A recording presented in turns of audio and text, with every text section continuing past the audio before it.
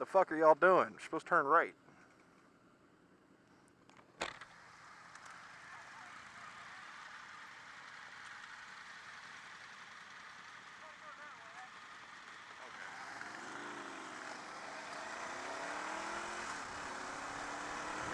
Always interesting when things like that happen. At least the group wasn't too terribly stretched out. That could have gotten kind of fun. Just sit there in the middle of the fucking road for 20 minutes. Oh well. That is what happens when the leader has a brain fart. And that happens a lot when I'm the one leading the crowd, I'll tell you right now. A couple of years ago, I had to do the leading, and I think I U-turned the entire field like 4 times. The first year we came out here, I know we U-turned at least 5 times. I didn't know what the fuck was going on. My GPS was saying weird shit, and the GPS was actually correct, but it felt wrong, so I didn't necessarily obey. And it led to the acquisition of this map, and that map has been in my tank bag ever since. It's faded, it's been wet, and it's old, and it's almost to the point of uselessness. And I damn sure can't read it while it's in the tank bag because it's sideways. But it's just kind of one of those things that those of us who remember, I think there were 5 of us there, you know, me and Wilkes get a pretty good laugh out of it because the map did not help. Mainly because we couldn't figure out where we were. And finally I was like, you know what, screw it, the GPS will take us back to the hotel eventually. So we just kind of followed it and went with it. It was an interesting trip, that's for sure. Fortunately, there were only like 5 of us or something. I think on that ride there were only 4. We had a couple of guys bail on Sunday. They didn't stay. That was actually Steel Horse Club came out and scared himself. He was from Louisiana, I think Lafayette, and didn't know anything about how to turn a motorcycle around a corner.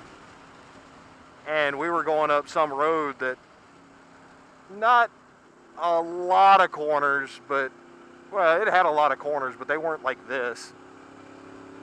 And we weren't doing but about 5 over. And he fell way back.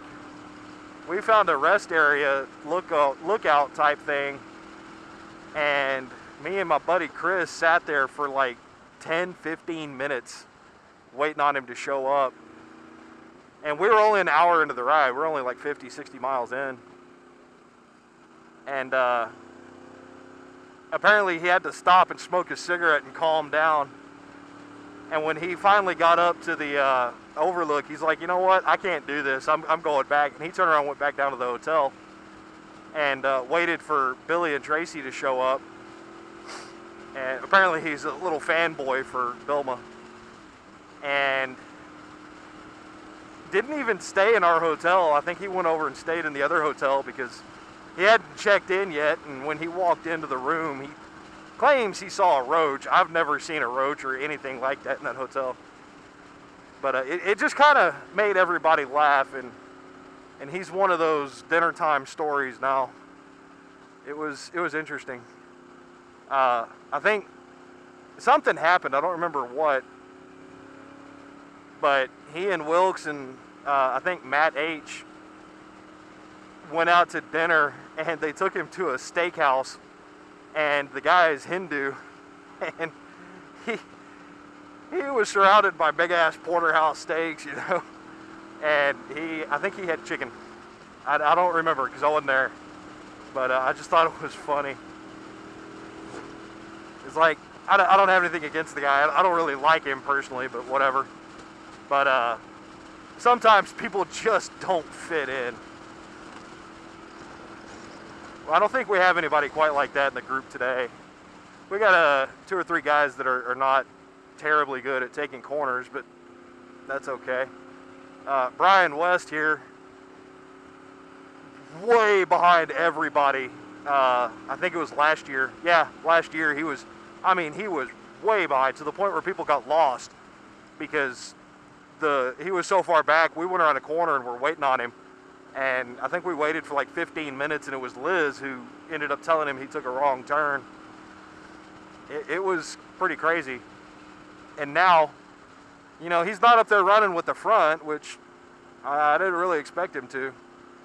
But he's definitely doing better, a lot better than last year. He said he was going to make a conscious effort to try to keep up, and I told him not to. I was like, you know, you pick the pace up a little bit if you want, but don't push it for the sake of keeping up with the crowd. That's never safe. That's actually how I think most wrecks in a large group happen, is somebody trying to ride faster than they really should, and they just get in too deep and eat it, basically.